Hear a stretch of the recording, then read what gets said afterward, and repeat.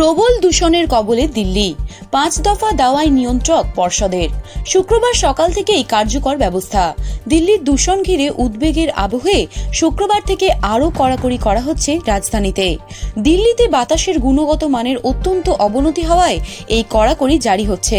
দূষণ মোকাবিলায় শুক্রবার সকাল 8টা থেকেই কার্যকর হতে চলেছে তৃতীয় স্তরের সতর্কতা। বেশ কিছু ক্ষেত্রে নিয়ন্ত্রণও জারি করা হচ্ছে এই সতর্কতামূলক পদক্ষেপের আওতায়। এখনই প্রয়োজন নেই এমন নির্মাণের কাজ কিংবা ভাঙার কাজ আপাতত বন্ধ থাকবে। কমে যেতে পারে বাসের সংখ্যাও। BS3 এর পুরনো সিরিজের পেট্রোল গাড়ি এবং BS4 এর পুরনো সিরিজের ডিজেল গাড়ি চলাচল করতে পারবে না দিল্লির রাস্তায়। দিল্লি ও সংলগ্ন উত্তরপ্রদেশের বেশ কিছু অঞ্চলে দূষণ পরিস্থিতি নিয়ে উদ্বেগ বৃদ্ধি পেয়েছে।